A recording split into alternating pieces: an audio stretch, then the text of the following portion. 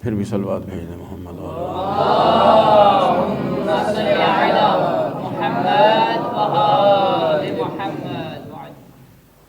گزشتہ شب ملائکہ کے بارے میں گفتگو تھی کہ فرشتوں پر بھی ہمارا ایمان ہونا قرآن کی نص کے مطابق واجب ہے کہ اللہ تعالیٰ کی ایک مخلوق ہے جنہیں فرشتے کہا جاتا ہے، عربی میں انہیں ملائکہ کہا جاتا ہے، اور یہ نظام بحکم خدا یہ ملائکہ چلا رہے ہیں، اور اصل اصول جو ہے وہ عقیدہ توحید ہے۔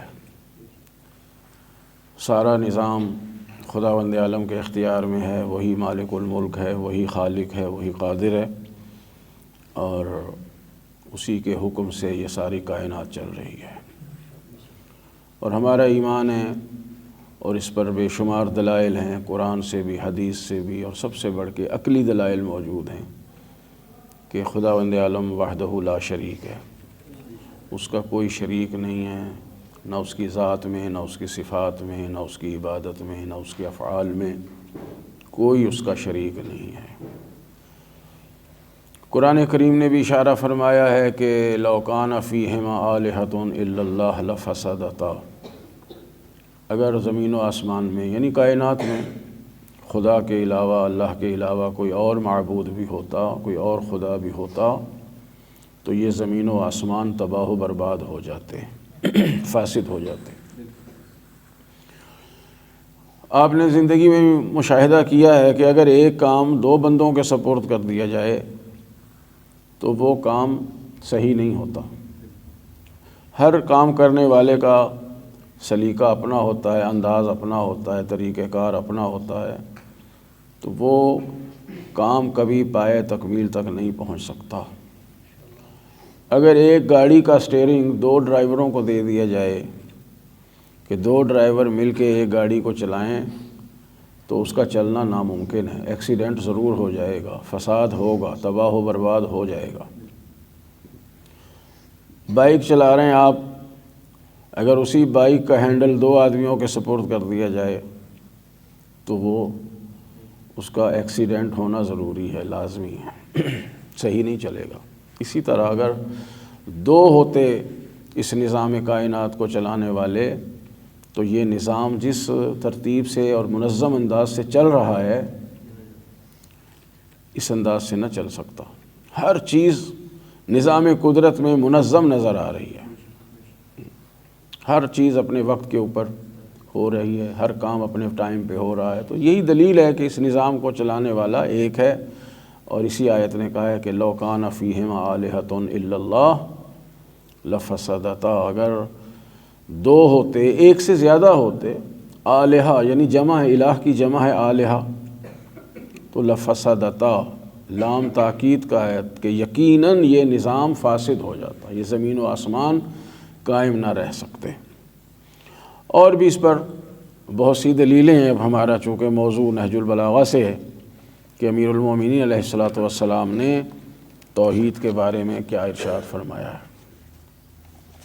آپ جانتے ہیں کہ جیسے قرآن کریم کا ایک بہت بڑا حصہ توحید پروردگار کے بارے میں بے شمار آیات آپ کو ملیں گی جو خداوند عالم کی وحدانیت کی طرف ہمارے ذہنوں کو موڑتی ہیں اور توحید الہی کو ثابت کرتی ہیں۔ دیکھیے قرآن میں کہیں وجود خدا کو ثابت نہیں کیا گیا،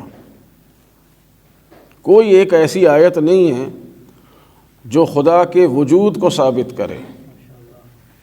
توجہ فرما رہے ہیں آپ، اول سے لے کے آخر تک قرآن کریم کتاب توحید ہے۔ السلام علیکم ورحمۃ اللہ۔ مگر کسی مقام پر کوئی ایک آیت بھی نہیں ہے جو اللہ کے وجود کو ثابت کرے، اس کی وحدانیت کو ثابت کرتی ہیں کہ پروردگار وحدہ لا شریک ہے، اس کی صفات میں، اس کے افعال میں کوئی اس کا شریک نہیں ہے۔ لیکن خدا کے وجود کو کوئی آیت ایسی نہیں ہے کہ آپ کہیں کہ اس آیت سے اللہ کا وجود ثابت ہوتا ہے، اس لیے کہ جو برحق وجود ہے، حقیقی وجود ہے، وہ تو خداوند عالم کا ہی ہے، جسے ہم کہتے ہیں واجب الوجود، جسے اس دن بھی میں نے عرض کیا تھا کہ امام حسین علیہ الصلوۃ والسلام نے فرمایا ہے کہ پروردگار تو غائب کب ہے کہ تجھے ثابت کرنے کے لیے کسی دلیل کی ضرورت پڑے؟ ایک ہی وجود ثابت ہے اس کائنات میں، اور وہ ہے اللہ کا وجود۔ جتنے بھی وجود دنیا میں پائے جاتے ہیں وہ سب اسی کے وجود سے وابستہ ہیں۔ جب ہم کہتے ہیں الحی القیوم تو حی کا کیا معنی ہے؟ ہم بھی زندہ ہیں، وہ بھی زندہ ہے۔ تو حی سے مراد یہ نہیں ہے کہ وہ زندہ ہے، حی سے مراد ہے کہ جتنی بھی کائنات میں زندگی پائی جاتی ہے وہ سب زندگی اس کی عطا کردہ زندگی ہے۔ ہر حیات اسی کی حیات سے وابستہ ہے، چونکہ وہ ہے تو وہ زندگی عطا کیے جا رہا ہے۔ قیوم کا مطلب بھی یہی ہے کہ چونکہ وہ قائم ہے لہذا اس کے وجود سے، اس کے قیام سے ہر چیز اس کائنات میں موجود ہے۔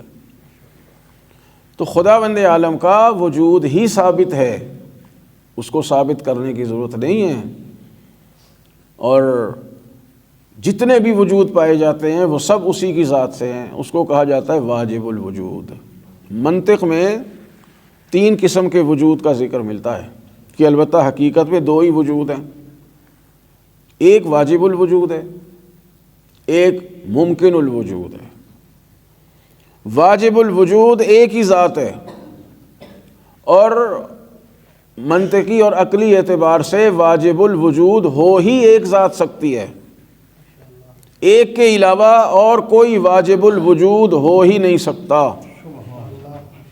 اس لیے کہ اگر 2 وجود فرض کیے جائیں گے تو پھر یہ سوال ہوگا کہ اس وجود کو اس وجود نے بنایا ہے یا اس وجود کو اس وجود نے بنایا ہے، لہذا توحید ثابت نہیں ہو سکتی۔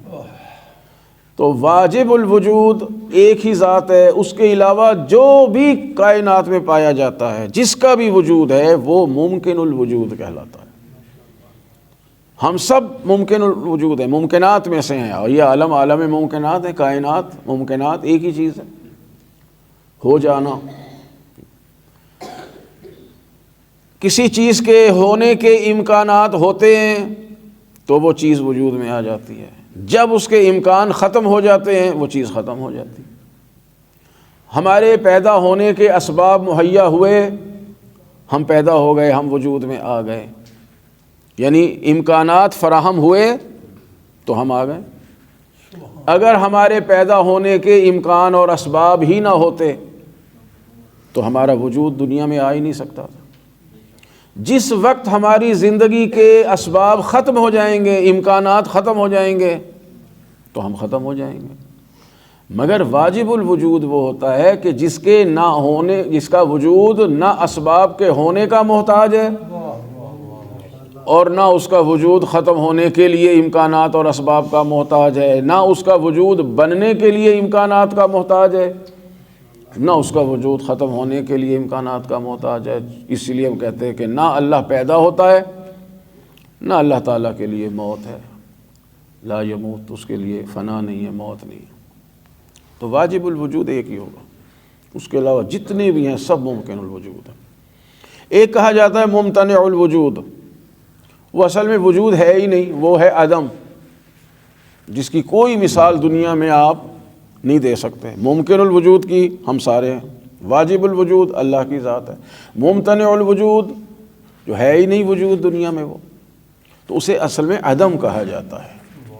ٹھیک ہے، تو واجب الوجود ایک ہی ذات ہے اور وہ پروردگار عالم کی ذات ہے۔ پھر جتنے بھی وجود کائنات میں ملیں گے وہ ہونے کے لیے پروردگار عالم کے محتاج ہیں، اور اللہ کسی کا محتاج نہیں۔ اسی کو لفظ صمد کہا جاتا ہے۔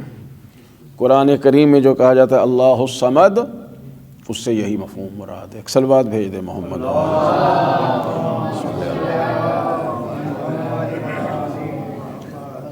ہم عقائد کے سلسلے میں بحمداللہ آج پہنچے ہیں توحید پر، اور میں نے عرض کیا اصل اصول یہی ہے۔ تمام عقائد کی بنیاد، سارے اصول دین کی بنیاد توحید ہے۔ باقی جتنے بھی عقائد ہیں اسی سے وابستہ ہیں۔ چاہے وہ ملائکہ کا وجود ہے، چاہے وہ انبیاء کا وجود ہے، چاہے وہ رسولوں کا آنا ہے، چاہے وہ ائمہ کا آنا ہے، چاہے قیامت کا آنا ہے، یہ سب خداوند عالم کے وجود سے وابستہ ہے۔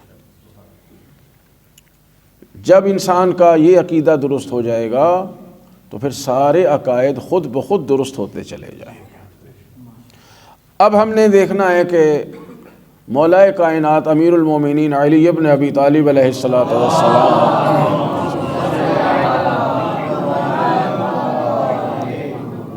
توحید کے بارے میں، پروردگار عالم کے بارے میں کیا ارشاد فرماتے ہیں۔ اور جیسے خطبات امیر المومنین کے ہیں، ایسے توحید کے بارے میں دنیا میں کسی کا کوئی ارشاد، کوئی بیان، کوئی جملہ، کوئی تحریر ہمیں نہیں ملتی ہے۔ یعنی قرآن کریم کے بعد اگر دیکھا جائے تو پھر ہم نہج البلاغہ پر ہی جا کے ٹھہرتے ہیں کہ جس انداز سے امیر المومنین علیہ الصلاۃ والسلام نے خداوند عالم کی ذات کو ہمارے لیے بیان فرمایا ہے، سبحان اللہ، سبحان اللہ، ایسا کسی نے بیان نہیں کیا ہے۔ میں نے عرض کیا قرآن کریم کا بہت بڑا حصہ وہ ذات پروردگار عالم کے بارے میں، اتنا ذکر قرآن میں کسی چیز کا نہیں ہے جتنا پروردگار عالم کا ذکر ہے۔ اسی لیے قرآن کو کتاب توحید کہا جاتا ہے۔ اسی طرح نہج البلاغہ کا بہت بڑا حصہ یہ ذات پروردگار کے بارے میں، توحید کے بارے میں، اللہ تعالیٰ کی صفات کے بارے میں۔ اور پہلا ہی خطبہ جو جمع کیا گیا، اگر اسی کو سمجھ لیا جائے کہ اس کے مختلف حصے ہیں، چند ایک کلمات پڑھنے کی سعادت حاصل کریں گے، اگر اسی پہلے خطبے کو ہی انسان سمجھ لے تو پھر اس کا کہیں بھی عقیدہ توحید متزلزل نہیں ہو سکتا۔ ارشاد فرماتے ہیں کہ الحمدللہ الذی لا یبلغ مدحتہ القائلون، ساری تعریفیں اس اللہ کے لیے ہیں، اس ذات کے لیے ہیں کہ جس کی مدح کے لیے، جس کی تعریف کرنے کے لیے کوئی کہنے والا کچھ کہہ ہی نہیں سکتا ہے۔ لا یبلغ مدحتہ القائلون، قائلون خود جمع ہے اور اس پہ الف لام آ گئی ہے، وہ بھی جمع پہ دلالت کرتی ہے کہ دنیا میں کوئی کچھ کہنے والا، کچھ بولنے والا اللہ تعالیٰ کی حمد تک پہنچ ہی نہیں سکتا۔ یعنی کوئی الفاظ ہی نہیں ہیں کسی کے پاس بھی کہ وہ خداوند عالم کی حمد و ثنا میں کچھ کہہ سکے۔ اگر خداوند عالم خود رہنمائی نہ فرماتا تو کون اس کی حمد و ثنا کر سکتا؟ ایک دفعہ حضرت امام جعفر صادق علیہ الصلوۃ والسلام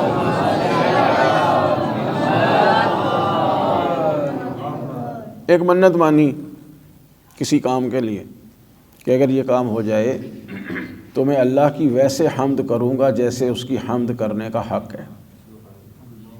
ظاہر ہے یہ امام کا کام ہونا تھا، ہو گیا، تو امام نے اپنی نظر پوری کرنی تھی۔ تو لوگ جمع ہو گئے کہ دیکھیں کن الفاظ میں یہ حمد خدا کریں گے کہ فرما رہے تھے اللہ کی حمد کا حق ادا ہو جائے۔ تو آپ نے ایک ہی جملہ ارشاد فرمایا، الحمدللہ رب العالمین۔ لوگ بیچارے سمجھ نہیں پاتے تھے ان باتوں کو، تو وہ جسے کہتے ہیں کہ مایوسی کا عالم طاری ہوا کہ ہم نے تو سنا تھا کہ بڑی کوئی حمد کریں گے جس سے حمد کا حق ادا ہو جائے، اور آپ نے ایک وہی روزانہ کا جملہ جو کئی بار ہم کہتے ہیں، الحمدللہ رب العالمین۔ جو مولا سے پوچھا تو امام نے ارشاد فرمایا کہ اس سے بڑی اللہ کی حمد نہیں ہو سکتی۔ جس لفظ کو اللہ نے خود اپنی حمد اور تعریف کے لیے اختیار کیا ہے، اس سے بڑا کوئی لفظ دنیا میں ہو ہی نہیں سکتا۔ اور اگر یہ قرآن کی آیت نہ ہوتی الحمدللہ رب العالمین تو انسانوں میں سے کسی کو پتہ بھی نہ چلتا کہ اللہ کی حمد کیسے کی جا سکتی۔ تو اسی کو امیر المومنین ارشاد فرماتے ہیں کہ الحمدللہ الذی، اور دیکھیں جتنے بھی خطبات ائمہ کے آپ کو ملیں گے نا وہ حمد سے شروع ہوتے ہیں، جتنے بھی خطبات ملیں گے وہ حمد سے شروع ہوتے ہیں۔ الحمدللہ الذی لا یبلغ مدحتہ القائلون، کہ ساری تعریفیں اس اللہ کے لیے ہیں کہ جس کی تعریف کرنے کے لیے کسی بھی بولنے والے کے پاس کوئی الفاظ ہی نہیں، لا یبلغ، وہ پہنچ ہی نہیں سکتا ہے، یعنی اس کا ذہن پہنچ ہی نہیں سکتا کہ اللہ کی حمد کیسے کی جا سکتی۔ ولا یحصی نعماء العادون، عاد عادد کی جمع ہے یعنی شمار کرنے والے، اس میں فاعل ہے کہ جس کی نعمتوں کو شمار کرنے پر کوئی قادر ہی نہیں ہے۔ خداوند عالم کی نعمتوں کو کون گن سکتا ہے؟ خود اللہ تعالیٰ نے ارشاد فرمایا کہ ان تعدوا نعمت اللہ لا تحصوها، اگر تم اللہ کی نعمتوں کا شمار کرو تو گن نہیں سکتے۔ ولا یحصی نعماءہ، نعمہ وہی نعمت کی جمع ہے کہ جس کی نعمتوں کا احصاء کوئی شمار کرنے والا کر ہی نہیں سکتا ہے، کوئی گننے والا اس کی نعمتوں کو گن ہی نہیں سکتا۔ ولا یعدی حقہ المجتہدون، مجتہد کوشش کرنے والا، کہ کوئی بھی کوشش کرنے والا یعنی کوئی کتنی بھی کوشش کرے اللہ تعالیٰ کا حق ادا نہیں کر سکتا۔ اب وہ حق چاہے اس کی عبادت کا حق ہو، چاہے اس کی معرفت کا حق ہو، چاہے اس کی اطاعت کا حق ہو، چاہے اس کے شکر کا حق ہو، یعنی خود جب رسول خدا صلی اللہ علیہ وآلہ وسلم، اب حضور سے بڑا کون ہے اس کائنات میں؟ یعنی بعد از خدا بزرگ تو ہی قصہ مختصر، خدا کے بعد جس کا نام آتا ہے وہ محمد مصطفیٰ ہیں، اور حضور سے کوئی بڑی ذات اللہ نے خلق نہیں کی۔ وہ فرماتے ہیں کہ پروردگار ما عرفناک حق معرفتک، جو تیری معرفت کا حق تھا وہ ہم سے ادا نہیں ہو سکا۔ ما شکرناک حق شکرک، پروردگار جو تیرے شکر کرنے کا حق تھا وہ ہم سے ادا نہیں ہو سکا۔ ما عبدناک حق عبادتک، جو تیری عبادت کا، تیری بندگی کا حق تھا وہ ہم سے ادا نہیں ہو سکا۔ اسی ساری باتوں کو سمیٹ کے امیر المومنین فرما رہے ہیں لا یعدی حقہ المجتہدون، یہ مجتہد سے مراد یہ اصطلاحی مجتہد نہیں، لغوی معنی میں، یعنی جو انسان جتنی کوشش کر لے کہ میں آج اللہ کی بندگی کا حق ادا کر دوں، ممکن نہیں ہے۔ جب رسول خدا فرما رہے ہیں کہ تیری عبادت کا حق ادا نہیں کر سکے، اس لیے کہ کل یومن ہوا فی شان، اس آیت کے مختلف مفاہیم اور تفاسیر آئمہ نے بیان فرمائی۔ ہر روز خدا کی نئی شان ہے، تو جب نئی شان ہوگی تو پھر اس شان کی معرفت بھی حاصل کرنا پڑے گی، یعنی ہر آن اللہ کی شان چونکہ نئی نئی پیدا ہو رہی ہے، یہ پیدا میں سمجھانے کے لیے کہہ رہا ہوں، ورنہ وہ حادث نہیں ہے کہ وہاں کسی چیز کا اضافہ ہو رہا ہے۔ آپ یوں کہیں کہ ہر روز اللہ تعالیٰ کی یا ہر آن اللہ کی ایک نئی شان ہمارے سامنے آتی ہے۔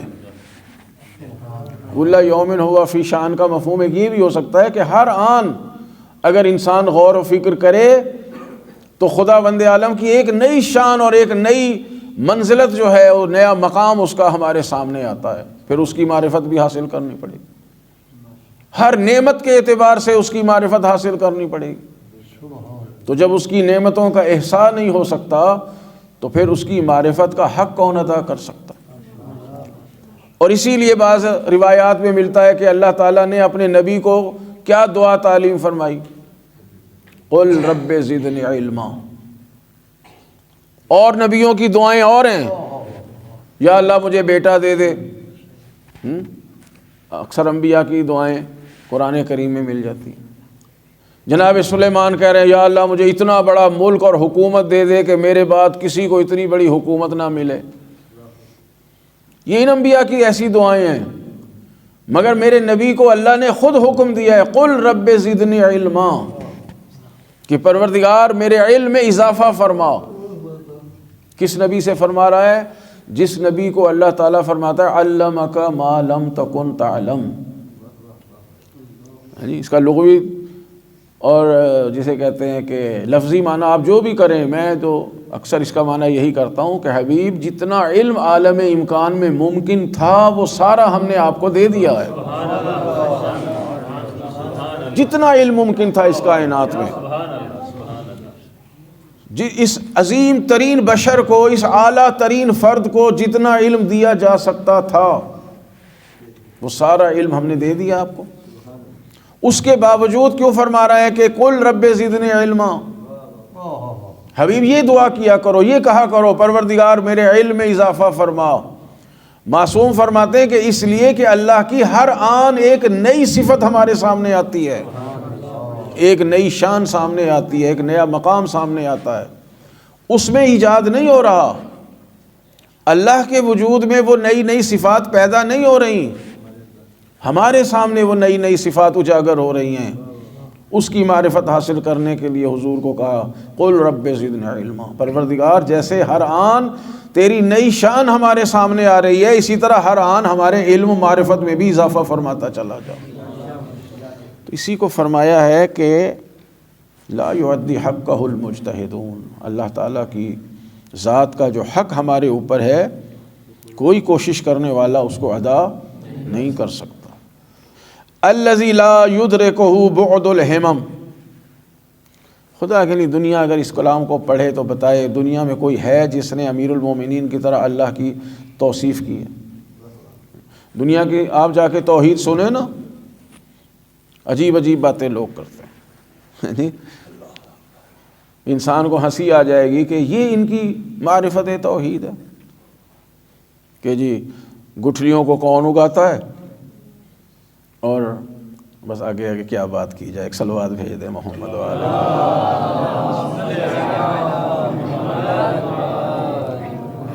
ایسے کوئی جملے کہے تو ہم اس کو مانیں، ہم نے ایسے علی ابن ابی طالب کو امام نہیں مانا ہے، اور اللہ تعالیٰ نے جو شان عطا فرمائی ہے اس شان کا یہ حق ادا کر رہے ہیں کہ اللہ تعالیٰ کی توصیف فرما رہے ہیں۔ فرماتے ہیں الذی لا یدرکہ بعد الہمم، ہمم ہمت کی جمع ہے، ہمتیں، اور بعد سے مراد ہے عالی، بہت اونچی بلند، کہ بلند ہمتوں والے بھی اس کو پہچان نہیں سکتے۔ مراد انبیاء ہیں، مراد رسول ہیں، خود مراد اپنی ذات بھی ہو سکتی ہے، کہ کوئی بھی اللہ تعالیٰ کی ذات کو درک نہیں کر سکتا ہے۔ بعد الہمم، ہم تو کیا چیز ہیں؟ بلند ہمتوں والے، بلند فکر والے، عالی رتبہ افراد کائنات بھی اللہ تعالیٰ کی ذات کو درک نہیں کر سکتے کہ ما عرفنا کا حق معرفت ہے۔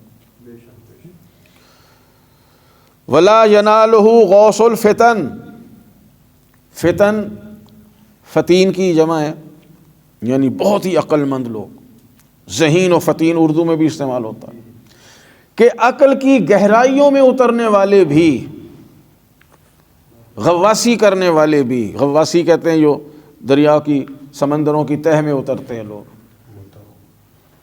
وہ بھی اللہ تعالیٰ کی ذات تک نہیں پہنچ سکتے۔ یعنی اگر عالی رتبہ ترین افراد بھی اپنے ذہن و دماغ اور عقل و فکر کو استعمال کریں اور اس کی گہرائیوں میں اتریں اور فلسفے میں جائیں تو بھی خداوند عالم کی ذات تک نہیں پہنچ سکتے۔ الذی لیس لصفتہ حد محدود، وہ ذات ایسی ہے کہ جس کی صفات کسی حد میں محدود نہیں ہوتی۔ خداوند عالم کی ذات کو کہیں محدود نہیں کیا جا سکتا۔ ولا نعت موجود، اور اس کی نعت کے لیے، اس کی صفات کو بیان کرنے کے لیے کوئی موجود ہی نہیں ہے، کوئی الفاظ بھی نہیں، کوئی ذات بھی نہیں۔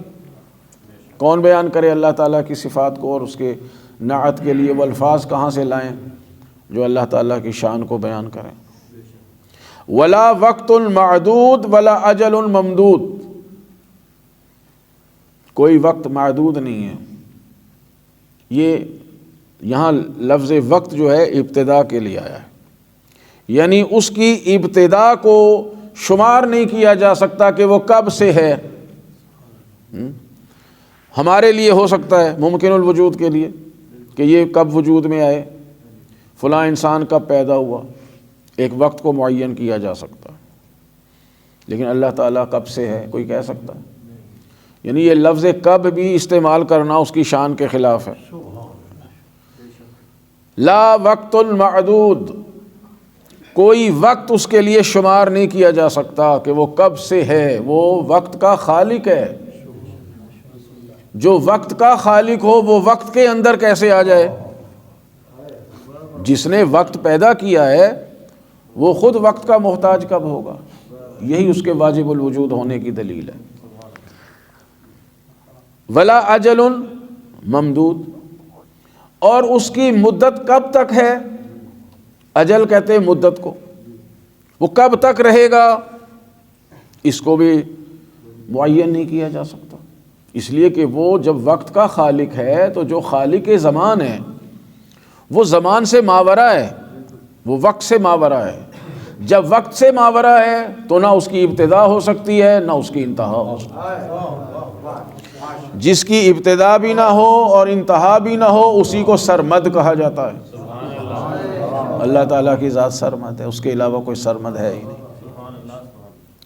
پھر فرماتے ہیں فطر الخلائق بقدرتہ. فطر مانا پیدا کرنا، یا فاطر، اللہ تعالیٰ کا نام ہے نا، فاطر السماوات والارض. فطر الخلائق بقدرتہ، ساری مخلوقات کو اس نے اپنی قدرت سے خلق کیا. اچھا، اللہ کے ناموں میں سے ایک نام ہے باری، ہے نا جی، باری.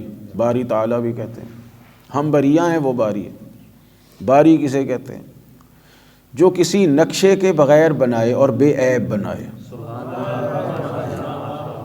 فطرہ وہاں آتا ہے جہاں وہ اسباب موجود نہ ہوں اور وہ بنا دے.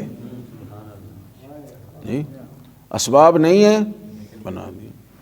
زمین و آسمان، کائنات کچھ بھی نہیں تھی. جن چیزوں سے کائنات بنی ہے وہ چیزیں بھی نہیں تھیں، اور جو چیزیں کائنات میں ہیں وہ بھی نہیں تھیں، انہیں بنا دیا. وہ خالق ہے، وہ کہلائے گا خالق اور فاطر. باری کسے کہتے ہیں؟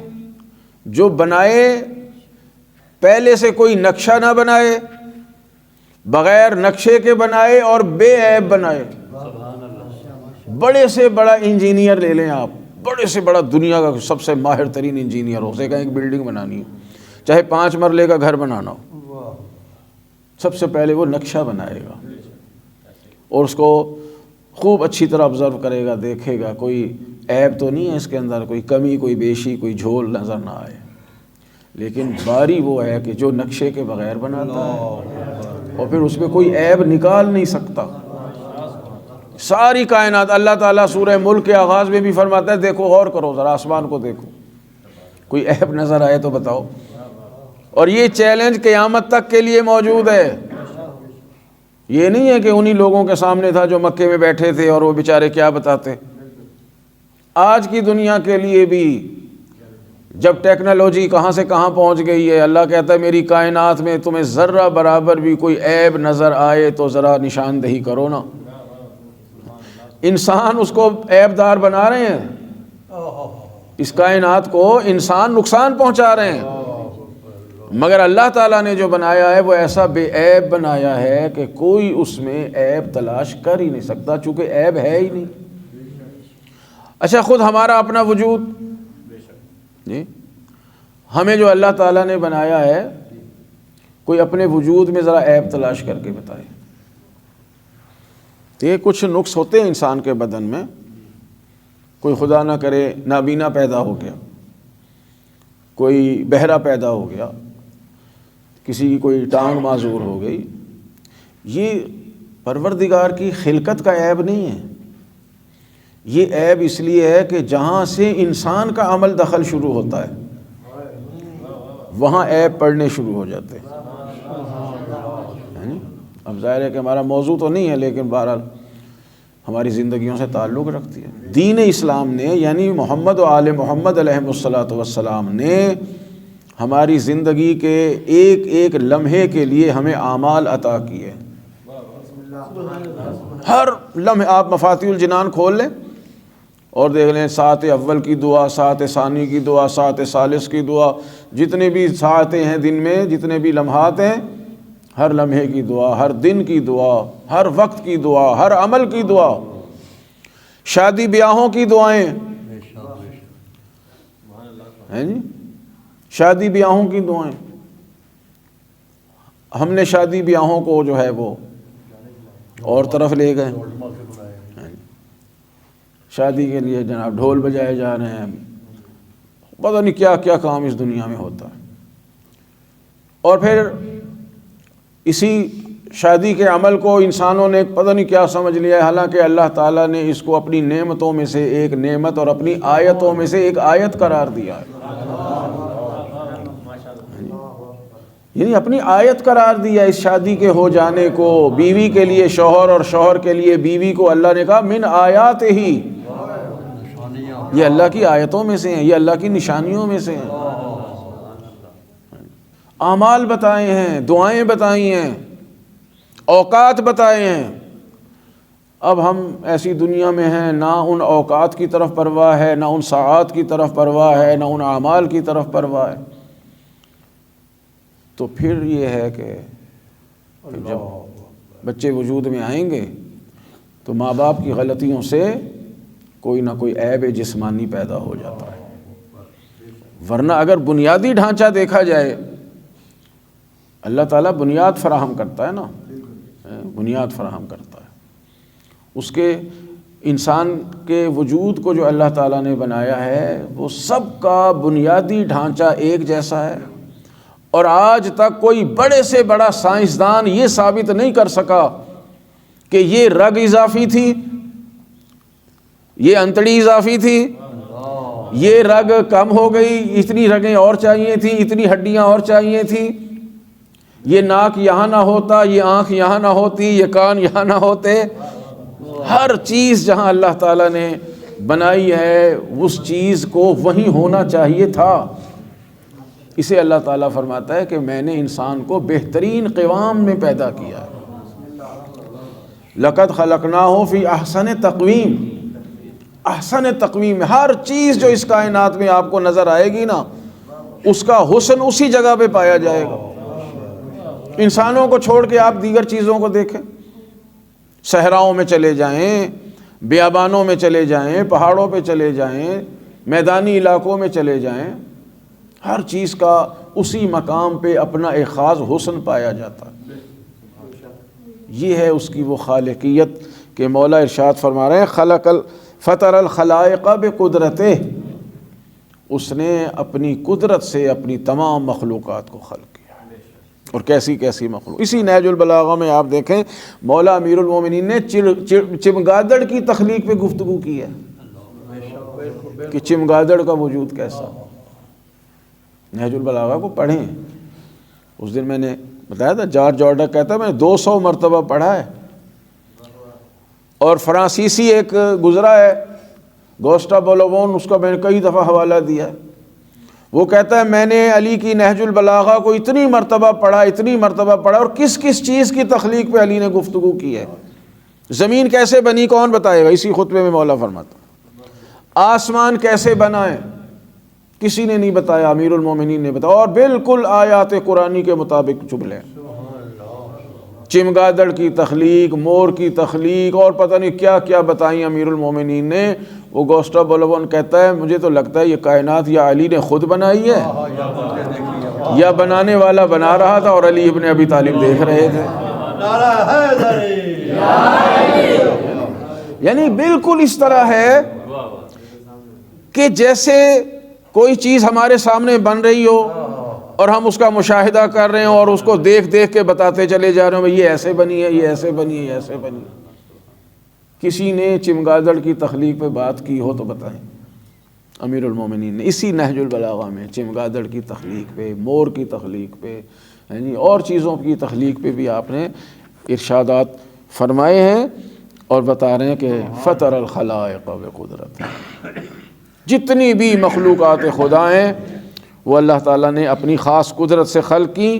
وَنَشَرَ الرِّيَاحَ بِرَحْمَتِهِ، اور اس نے اپنی رحمت سے ہوائیں چلائی ہیں. البتہ اس ریاح میں بھی بڑی باتیں ہیں کہ ہمارا ٹائم جو ہے وہ اتنی اجازت نہیں دیتا.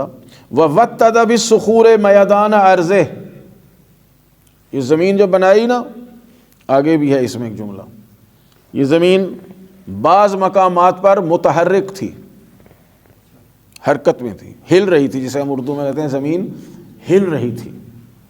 اب ایک ایک چیز میں کئی حکمتیں ہوتی ہیں۔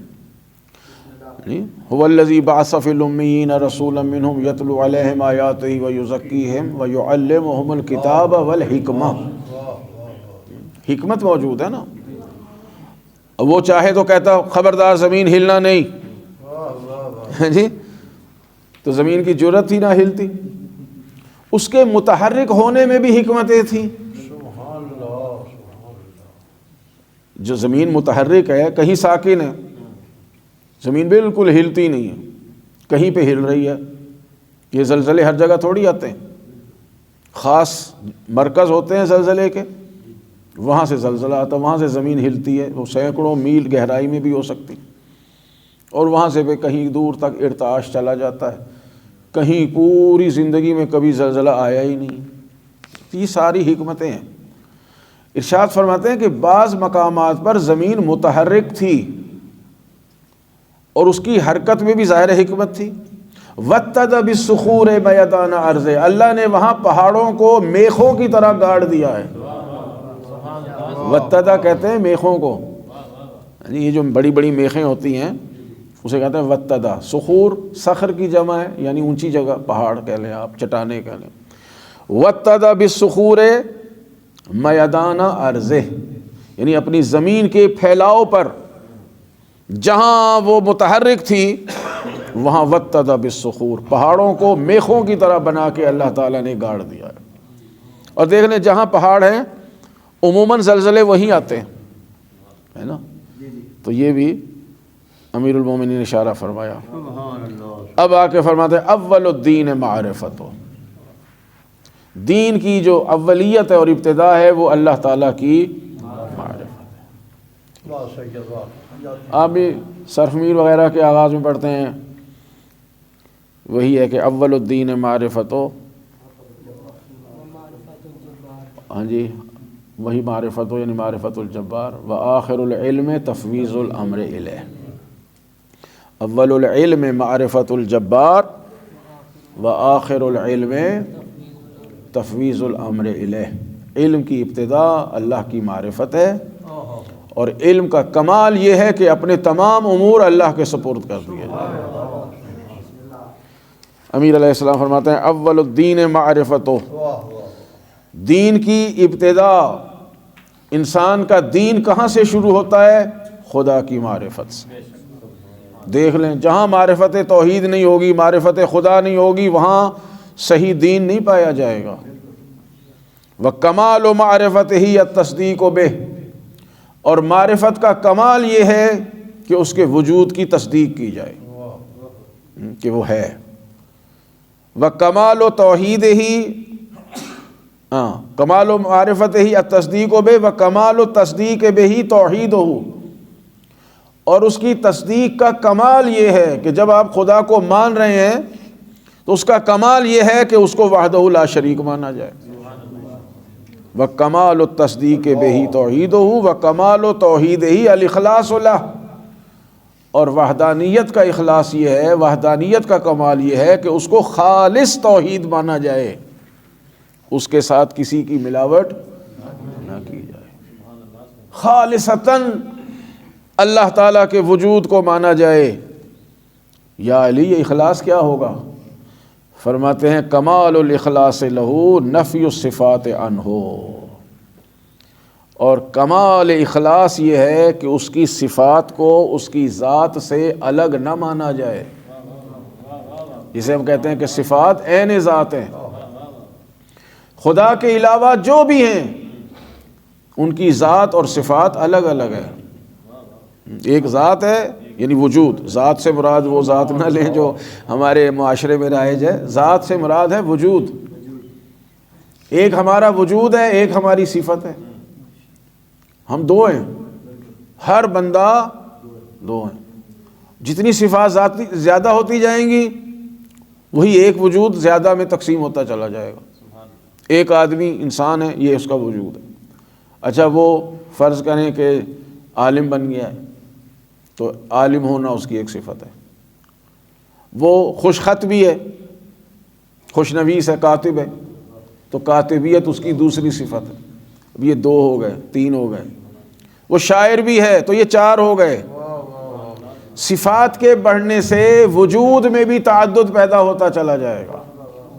اب خدا کی کتنی صفات ہیں کوئی شمار نہیں کر سکتا۔ اگر ہر صفت کو ذات توحید سے الگ مانا جائے تو پھر کتنے وجود ماننے پڑیں گے، پھر توحید کہاں رہے گی، احدیت اور وحدانیت کہاں رہے گی؟ لہذا امیر المومنین فرماتے ہیں کہ کمال الاخلاص ہے، میں بہت مختصر کر رہا ہوں، اخلاص کا کمال یہ ہے کہ نفی الصفات عنہ، صفات کو اس سے نفی کی جائے۔ نفی سے مراد یہ کہ نہیں کہ اس کی صفات کا انکار کیا جائے، یہاں لفظ انکار نہیں ہے، جہد نہیں ہے۔ نفی کا معنی کیا ہوگا یہاں کہ اس کی صفات کو اس کی ذات سے الگ نہ مانا جائے۔ کیوں؟ لشہادت کل صفت انہا غیر الموصوف، چونکہ ہر صفت یہ گواہی دیتی ہے، یہ بتاتی ہے کہ یہ موصوف سے الگ ہے۔ موصوف اور ہے، صفات اور ہے۔ ہم جب پیدا ہوئے ہم میں کوئی صفت نہیں تھی، صرف یہ بچہ پیدا ہو گیا، پھر آہستہ آہستہ صفات پیدا ہوتی گئی، وہ صفات پھر ختم بھی ہوتی چلی جاتی ہیں۔ یہی دلیل ہے کہ ہم اور ہیں، ہماری صفات اور ہیں، مگر خدا میں نہ وہ صفات پیدا ہوتی ہیں نہ وہ ختم ہوتی ہیں، تو صفات عین ذات بن جائیں گی۔ یہی کمال اخلاص توحید ہے۔ اور بھی اس میں کچھ جملے ہیں کہ میں اس کو چھوڑوں، ایک چھوٹا سا خطبہ ہے مولا کا 45 نمبر خطبہ، اس کے بھی چند جملے بہت قابل غور ہیں۔ فرماتے ہیں کہ الحمدللہ غیر مقنوط من رحمتہ، ساری حمد و ثنا تعریفیں اس ذات پروردگار کے لیے ہیں جس کی رحمت سے کوئی مایوس نہیں ہو سکتا، ہے نا، لا تقنطوا من رحمت اللہ ان اللہ یغفر الذنوب جميعا، یہ استغفار کی راتیں ہیں، یہ توبہ کا مہینہ ہے، انسان کو کبھی مایوس نہیں ہونا چاہیے۔ اللہ تعالیٰ نے وعدہ کیا ہے کہ دیکھو شرک نہیں بخشوں گا، یعنی باقی جو بھی بڑے سے بڑا گناہ کیا ہوگا نا وہ میں معاف کر دوں گا۔ ہاں شرط یہ کہ معافی مانگے بھی صحیح انسان، یعنی اگر توبہ نہ کرے انسان، اس کی رحمت اس کا فضل اپنی جگہ پر ہے، لیکن ہماری بھی کوئی ذمہ داری ہے کہ گناہ کیے ہیں تو توبہ کرے اور اس امید سے کہ وہ توبہ قبول کرنے والا ہے، انہ هو التواب الرحیم۔ جی اس نے فرمایا ہے کہ ان اللہ لا یغفر ان یشرک بہ، یہ شرک اللہ تعالیٰ کہتا ہے یہ میں معاف کرنے والا نہیں ہوں، ویغفر ما دون ذلک، اس کے علاوہ جو بھی تمہارے گناہ ہوں گے نا تم توبہ کرتے چلے جاؤ میں معاف کرتا چلا جاؤں۔ الحمدللہ غیر مقنوط من رحمتہ، قنوت توئے کے ساتھ آخر میں، ہاں ایک تو ہوتا ہے دعائے قنوت، اس کے آخر میں تے ہے، 2 نقطوں والی تے، قنوت عبادت کے معنی میں ہے، کونوا للہ قانتین، اللہ کے عبادت گزار بن جاؤ، یہ ہے قنوت، آخر میں توئے ہے، نا امیدی کہ خدا کی ذات سے، اس کی رحمت سے کوئی نا امید نہیں ہو سکتا۔ ولا مخلوف من نعمتہ، اور اس ذات کے لیے ساری تعریفیں ہیں جس کی نعمتوں سے کوئی خالی نہیں ہے۔ اس دنیا میں کوئی ایک نہیں کہہ سکتا کہ مجھے اللہ نے کوئی نعمت عطا نہیں کی، کوئی بتائیں، کوئی ایک بتا دے کہ میرے پاس تو کوئی نعمت نہیں ہے اللہ کی، کوئی کہہ سکتا؟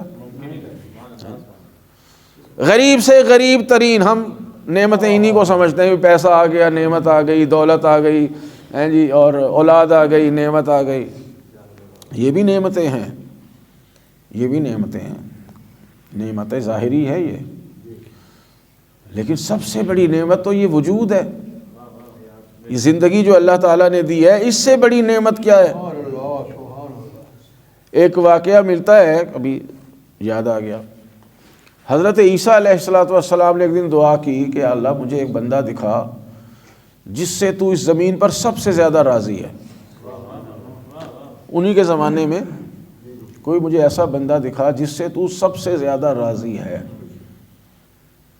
اللہ نے فرمایا کہ فلاں مقام پہ چلے جاؤ، وہاں میرا ایک بندہ موجود ہے، میں اس سے راضی ہوں۔ جب حضرت عیسیٰ علیہ السلام وہاں پہنچے تو دیکھا کہ گول مٹول گوشت کا لوتھڑا پڑا ہوا ہے، نہ اس کی ٹانگیں ہیں کہ چل کے جائے، نہ اس کے بازو ہیں، نہ کچھ ہے، بس ایک چھوٹا سا منہ ہے، چھوٹا سا چہرہ سمجھ لیں یہ بس۔ حضرت عیسیٰ نے فرمایا اس بندے سے راضی ہے اللہ تعالیٰ، یہ ہمیں سمجھانے کے لیے بھائی، اور وہ شکر خدا کیے جا رہا۔ عیسیٰ علیہ السلام نے کہا بھائی تیرے پاس کیا نعمتیں ہیں جس پر تو شکر کر رہا ہے؟ کیا چیز ہے تیرے پاس؟ نہ ٹانگیں ہیں کہ چل کے جائے، نہ بازو ہیں کہ کام کرے، تو حرکت نہیں کر سکتا، ایک زمین پہ پڑا ہوا ہے، نہ تیرے سمجھو جسم ایسا ہی ہے بنا ہوا کہ نہ تیرے بیوی، نہ بچے، نہ کوئی بزنس، نہ کچھ، تیرے پاس کیا ہے کہ جس پر تو اللہ کا شکر ادا کر رہا ہے؟ اس نے کہا عیسیٰ جو اللہ نے مجھے عطا کیا کسی کو نہیں عطا کیا۔ یہ ہے بندگی خدا، یہ ہے بندگی خدا۔ جناب عیسیٰ نے فرمایا کچھ تو بتا کیا ہے تیرے پاس؟ اس نے کہا یہ وجود تو ہے، اور پھر کمال یہ ہے کہ میں نہ کہیں آتا ہوں نہ جاتا ہوں، میرا رزق بھی اللہ تعالیٰ مجھے فراہم کر رہا ہے۔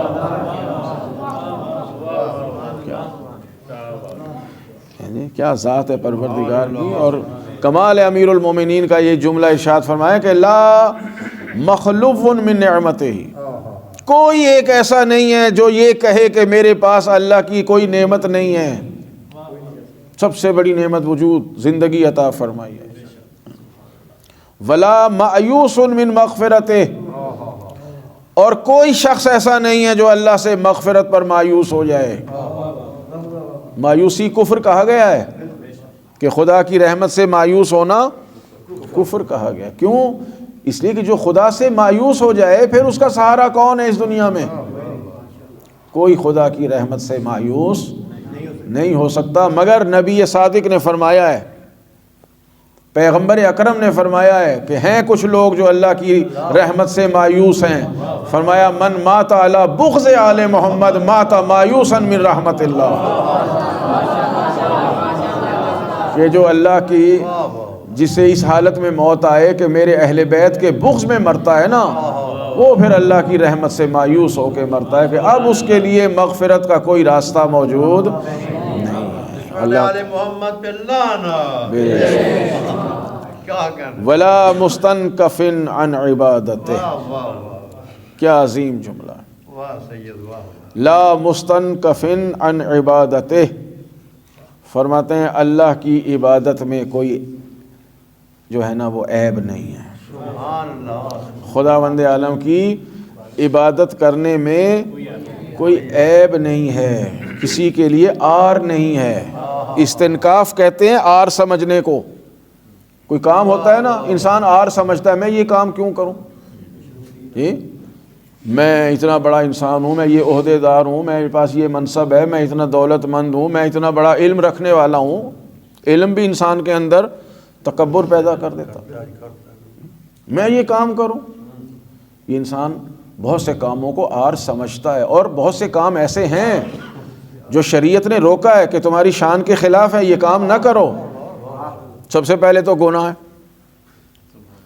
گناہ کو اسی لیے روکا گیا کہ یہ تمہاری شان انسانیت کے خلاف ہے۔ جناب آدم کو روکا تھا نا، لا تقربا هذه الشجرہ، یہ کوئی گناہ تھوڑی تھا، نہ کھاتے تو بہتر تھا نا۔ اگر یہ گناہ ہوتا تو نبوت اور خلافت سے اللہ ہٹا دیتا، کہ گناہ نبوت کے ساتھ جمع نہیں ہو سکتا، وہ شان آدمیت کے خلاف تھا۔ تو بہت سے کام ہوتے ہیں جو انسان اپنے لیے آر سمجھتا ہے۔ عزت دار لوگ جو ہوتے ہیں نا بھوکے مر جاتے ہیں مگر کسی کے سامنے ہاتھ نہیں پھیلاتے، مگر خداوند عالم سے مانگنے میں آر نہیں ہے، شان ہے۔ اسی کو مولا امیر المومنین فرمانا ہے کہ اللہ کی ذات وہ ہے کہ جس کی بندگی کرنے میں کوئی آر محسوس نہیں کرتا بلکہ فخر محسوس کرتا ہے۔ خدا کی بندگی میں، خدا کے سامنے جھکنے میں، سجدہ ریز ہونے میں، اس کے سامنے ہاتھ پھیلانے میں انسان کی شان میں اضافہ ہوتا ہے کہ ساری تعریفیں اس اللہ کے لیے ہیں کہ لا مستنکف عن عبادتہ، کہ اس کے سامنے جھکنے میں، اس کی عبادت کرنے میں کسی کو کوئی عار محسوس نہیں ہوتا۔ الذی لا تبرح منہ رحمۃ، یہ وہ ہے ذات کہ جس کی رحمت کا سلسلہ کبھی رکتا نہیں، ولا تفقد لہ نعمۃ، اس کی نعمتوں کا فیض کہیں رکتا نہیں، پایان نہیں ہے اس کا۔ آگے جملہ جو ہے نا وہ ہمارے لیے واعظ و نصیحت ہے کہ الدنیا دار منع لہ الفنا، یہ دنیا ایسا گھر ہے جس کے لیے فنا ہونا معین ہو چکا ہے۔ دار فنا ہے، واہ واہ واہ واہ۔ الدنیا دار منع لہ الفنا، یہ دنیا منع یعنی فیصلہ ہو گیا ہے، طے ہو گیا ہے کہ اس دنیا نے فنا ہی فنا ہونا ہے، ختم ہونا ہے۔ وَلِأَهْلِهَا مِنْهَا الْجَلَا، اور یہ فیصلہ ہو گیا کہ جو بھی اس دنیا میں رہنے والا ہے اس کو یہاں سے کوچ کرنا ہے، اس نے جانا ہے۔ کل نفس ذائقۃ الموت وَهِيَ حُلْوَةٌ خَضْرَاء، یہ دنیا بڑی شیرین بھی ہے، میٹھی جگہ ہے، اور بڑی سرسبز جگہ ہے نا جی، یعنی خوبصورت بنایا اللہ تعالیٰ نے دنیا کو۔ وَقَدْ عَجِلَتْ لِطَالِبٍ، اور اس دنیا کو چاہنے والا تیزی سے دنیا کی طرف بڑھتا ہے۔ وَتَبَسَّتَتْ بِقَلْبِ النَّاظِرِ، اور دیکھنے والے کی آنکھوں میں یہ دنیا گھپ جاتی ہے۔ جو اس دنیا کی رنگینیوں میں گم ہو جاتا ہے اسے پھر کوئی اور چیز اچھی نہیں لگتی۔ اب اس کے لیے جنت کی توصیف کرتے جائیں کہ جنت میں یہ ہوگا، وہ ہوگا، وہ ہوگا۔ اس نے کہا بھائی جو دیکھ رہے ہیں یہی سب کچھ ہے، جو نظر نہیں آ رہا وہ پتہ نہیں ہے ابھی کہ نہیں ہے۔ پھر مولا فرماتے ہیں فَارْتَحِلُوا مِنْهَا بِأَحْسَنِ مَا بِحَضْرَتِكُم مِّنَ الزَّادِ، جب یہ فیصلہ ہو گیا ہے کہ دنیا سے جانا ہی ہے تو فرماتے ہیں فَارْتَحِلُوا مِنْهَا، اس دنیا سے اب سفر کرو، اس دنیا سے کوچ کا ارادہ کرو۔ بِأَحْسَنِ مَا بِحَضْرَتِكُم مِّنَ الزَّادِ، جو بہترین زاد راہ تم نے جمع کیا ہے اس کے ساتھ جانے کا ارادہ کر لو اور اس کے ساتھ جانے کی تیاری کر لو۔ سبحان اللہ۔ وَلَا تَسْأَلُوا فِيهَا فَوْقَ الْكِفَافِ، ہاں جب تک دنیا میں ہو نا جتنا رزق تمہارے لیے کافی ہے اتنا ہی مانگو۔ کفاف، رزق کے کفاف جسے کہتے ہیں۔ مولا کی دعاؤں میں بھی ایک دعا ہے، یا اللہ مجھے آج کا رزق دے، کل کا رزق نہ دے۔ مولا سے پوچھا ایسی دعا کیوں کرتے ہیں؟ فرمایا اس لیے کہ کل پھر مانگوں، چونکہ جب بھی اللہ سے مانگوں گا میرے ثواب میں اضافہ ہوتا ہے۔ یعنی اللہ سے مانگنا بھی عبادت ہے، دنیا سے مانگنا عیب ہے، اللہ سے مانگنا کمال ہے۔ لا تسألوا، امیر المومنین فرماتے ہیں لا تسألوا فیہا، فیہا کی ضمیر اس دنیا کی طرف جا رہی ہے، اس دنیا میں ہرگز سوال نہ کرو فوق الکفاف، تمہاری ضروریات سے زیادہ کا سوال نہ کرو۔ ولا تطلبوا منہا اکثر من البلاغ، جتنے پر تمہارا گزارا ہو جائے نا اس سے زیادہ خدا سے نہ مانگو۔ اس لیے بھائی کہ جتنا زیادہ مال دنیا ہوگا اتنا حساب دینا ہوگا۔ یہی جملہ امیر المومنین کا، یہ مال دنیا بڑا عجیب ہے جی، عجیب ہے یہ مال دنیا کہ اگر حلال ہے تو حساب ہے، فی حلال ہی حساب، فی حرام ہی عذاب یا عقاب۔ اور امیر المومنین کی ساری زندگی اسی اصول پہ گزر گئی ہے۔ دیکھیں کسی کے ساتھ لفظ امیر نہیں ہے، مولا کے نام کے ساتھ ہے امیر۔ اب امیر چاہے آپ اپنے معنوں میں لے لیں چاہے وہ حاکم کے معنی میں لے لیں۔ جب لفظ حاکم ذہن میں آتا ہے پھر بھی دولت مند کا تصور آتا ہے ذہن، ہے نا؟ ایسے ہے کہ نہیں؟ چونکہ ہم نے ایسے ہی حاکم دیکھے ہیں جو دنیا کے پجاری ہیں، دنیا کی دولتیں ان کے پاس ہیں۔ مولا کے لیے لفظ امیر ہے، کبھی ہم امیر المومنین کہتے ہیں، کبھی جناب امیر کہتے ہیں، کبھی حضرت امیر کہتے ہیں، مگر کیسے امیر ہیں کہ اپنا سب کچھ دنیا کے لیے وقف کیا، اپنی ذاتی محنتوں سے امیر المومنین علیہ السلام نے کتنی زمین آباد کی، کئی بار آپ نے سنا ہوگا۔ اپنے دست مبارک سے کتنے کنویں آپ نے کھودے، پانی نکل آتا تھا، چشمے، مولا نے چشمے کھولے ہیں، جب پانی نکلتا تھا نا، تاریخ کہتی ہے امیر المومنین پہلے ہاتھ نہیں دھوتے تھے، آپ کے پاس کاغذ اور قلم موجود ہوتا تھا، فوراً سارے انسانوں کے لیے وقف کر دیتے تھے، بعد میں اس پانی سے ہاتھ دھوتے۔ یہ گھرانہ وہ ہے کہ جنہوں نے صفات الہیہ کا اظہار کیا ہے، کہ جس طرح خدا بند عالم اپنی اس کائنات سے خود استفادہ نہیں کرتا، اسی طرح اس نے ہمیں جو امام عطا فرمایا، خصوصاً امیر المومنین علیہ الصلوۃ والسلام، ٹھیک ہے، وہ اس صفت کے مظہر ہیں کہ انہوں نے زمینیں آباد کی، لوگوں کو دے دی، چشمے کھولے، پانی لوگوں کے لیے، کنویں کھودے، پانی لوگوں کے لیے، خود یہ خاندان پیاسا ہے۔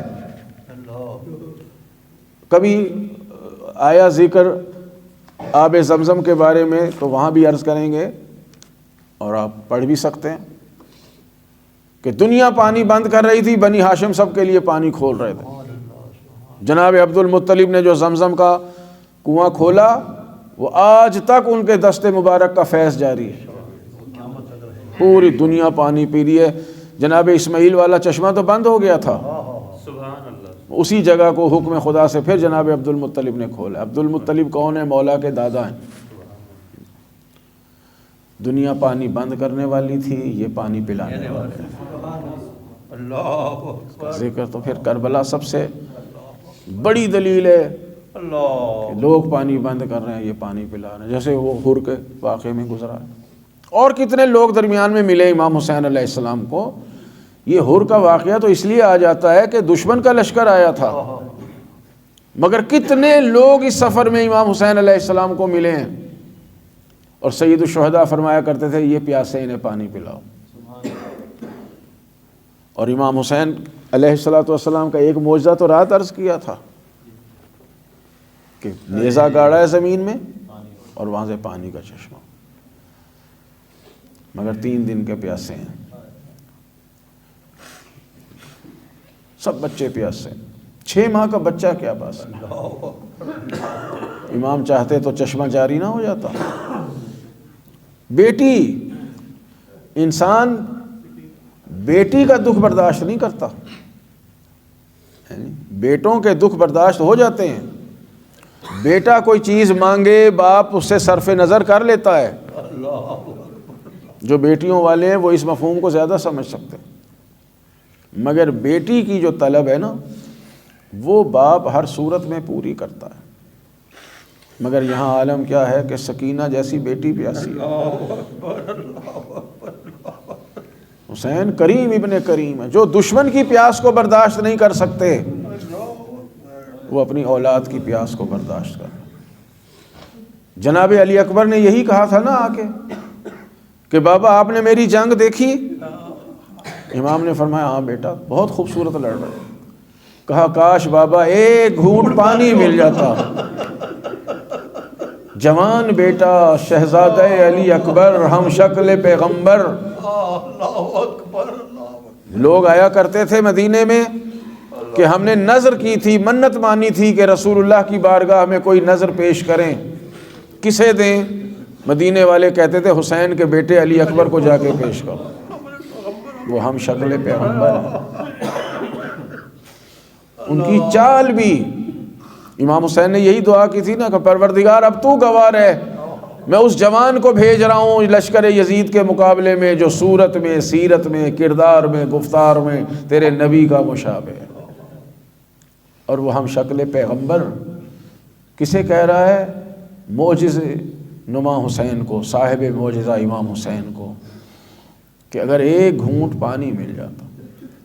بعض مورخین نے لکھا ہے کہ یہ کیوں کہا؟ شہزادہ تو جانتا ہے کہ پانی نہیں ملے گا، اس لیے کہ ایک دفعہ بچپن میں شہزادہ علی اکبر بیمار ہوئے، امام حسین تشریف لائے اور پوچھا بیٹے کسی چیز کی چاہت ہے، کوئی جی چاہ رہا ہے کوئی چیز، جیسے ہوتا ہے کھانے کے لیے؟ کیا موسم نہیں تھا، مگر علی اکبر نے کہا بابا میرا انگور کھانے کو جی چاہتا ہے۔ سید الشہداء نے جنت سے انگور منگا کے اپنے بیٹے کو دیا۔ کیوں؟ جنت کے سردار ہیں، کچھ بھی منگوا سکتے ہیں۔ بیٹے نے پانی مانگا ہے، کیا مانگا ہے؟ پانی۔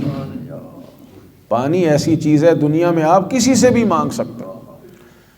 بڑے سے بڑا غیور انسان ہونا، وہ کسی سے بھوک میں روٹی نہیں مانگے گا، مگر یہ ہر ایک سے کہہ سکتا ہے مجھے پانی پلا دے۔ حسین کے لیے کتنا بھاری ہے۔ اب ظاہر ہے مقام امتحان پہ ہیں، معجزہ بھی دکھا سکتے ہیں، مگر اللہ کی بارگاہ میں قربانی دینے آئے ہیں۔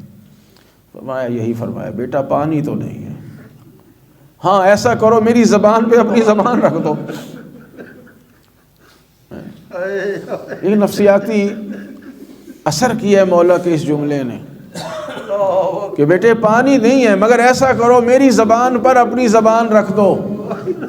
سنتے رہتے آپ، ہزاروں بار سنا، انشاءاللہ سنتے رہیں گے۔ شہزادے نے باپ کی زبان سے زبان مس کی اور فوراً ایک قدم پیچھے ہٹ گئے، کہا بابا آپ تو مجھ سے بھی زیادہ پیاسے ہیں، آپ کی زبان تو مجھ سے بھی زیادہ سوکھی ہے۔ پروردگار اس توسل کو قبول فرما، اس ذکر کو قبول فرما۔ امیر المومنین کے کلام کے مطابق ہمیں اپنی معرفت میں اضافہ کرنے کی توفیق عنایت فرما، ہمیں مذہب اہل بیت کے بتائے ہوئے برحق عقائد پر کاربند رہنے کی توفیق عنایت فرما۔ انہی عقائد کے ساتھ ہم دنیا میں زندگی گزاریں اور انہی عقائد کے ساتھ ہم مرنے کے بعد تیری بارگاہ میں پیش ہوں۔ ہمارے گناہوں کو معاف فرما، ہماری اموات پر اپنی رحمتیں نازل فرما۔ تمام مومنین و مومنات جو دنیا فانی سے رحلت پا چکے ہیں ان سب کی مغفرت فرما۔ تمام شیعیان امیر المومنین علیہ السلام کی مغفرت فرما۔ ہم سب کی آخرت کی منزلوں کو آسان فرما۔ ہم سب کو دنیا میں آل محمد کی زیارت اور آخرت میں ان کی شفاعت نصیب فرما۔ بیماروں کو شفا عطا فرما۔ جو مومن مومنہ دنیا میں جہاں بیمار ہے، جس بیماری میں مبتلا ہے، پروردگار تو شافع الامراض ہے، بحق محمد و آل محمد ان کو شفاء کلی عنایت فرما۔ علماء اعلام، مراج اعظام، رہبر معظم، مومنین کرام کو طول عمر عنایت فرما۔ غزہ کے مسلمانوں کی حمایت فرما، نصرت فرما۔ پروردگار ہمارے آقا، ہمارے مولا، ہمارے ولی نعمت حضرت حجت کے ظہور میں تعجیل فرما اور ہمیں ان کی دعاؤں میں شامل فرما۔ اللہم عجل فی فرج مولانا صاحب الزمان، رحم اللہ من یقرأ الفاتحہ۔